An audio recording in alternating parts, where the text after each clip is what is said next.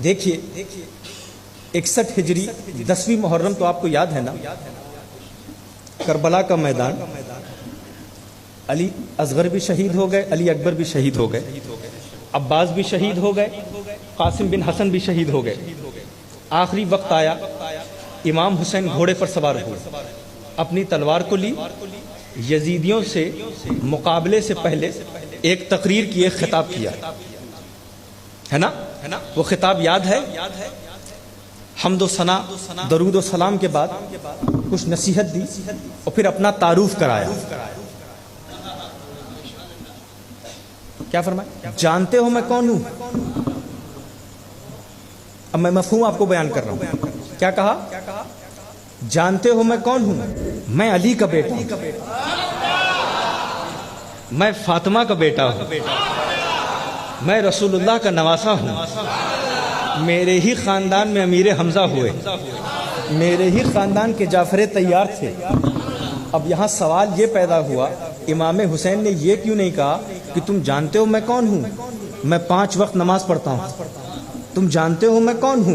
मैं 25 बार हज कर चुका हूँ। तुम जानते हो मैं कौन हूँ? अरे मैं तो इतनी खैरात दे देता हूँ। तुम जानते हो मैं कौन हूँ? अरे मैं इतने औराद और वज़ाइफ पढ़ता हूँ। ये नहीं कहा तुम जानते हो मैं कौन हूँ? मैं अली का बेटा हूँ, मैं फातिमा का बेटा हूँ। यहाँ भी निस्बतों का जिक्र किया, निस्बतों का जिक्र किया। वजह क्या?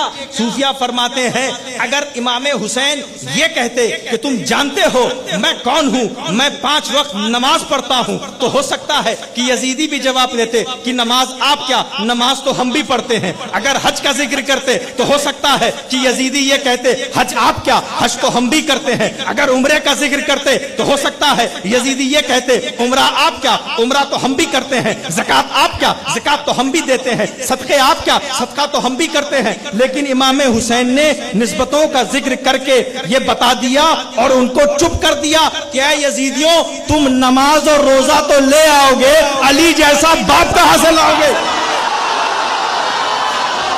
फातिमा जैसी।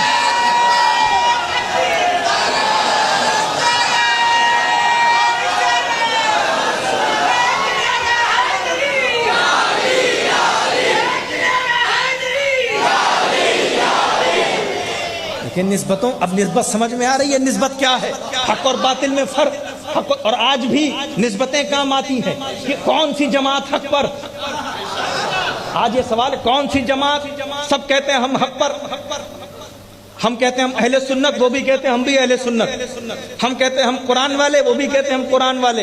हम कहते हैं हम सुन्नत वाले, वो भी कहते हैं हम सुन्नत वाले। तो अब तय कैसे किया जाए कि हक पर कौन, बातिल पर कौन, कौन सी जमात हक पर?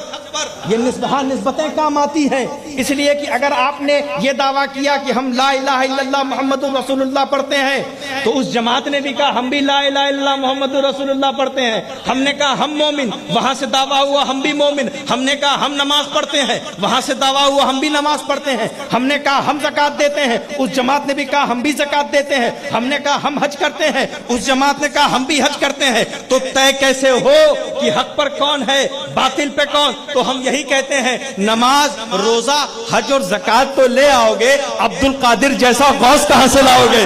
मोइनुद्दीन जैसा ख्वाजा कहां से लाओगे? अशरफ जैसा तारिक सल्तनत कहां से लाओगे? अरे तुम फतावे ले आओगे, तुम किताबें ले आओगे, तुम मदारिस ले आओगे, तुम जामियात ले आओगे, अहमद रजा जैसा मुजद्दिद कहां से लाओगे?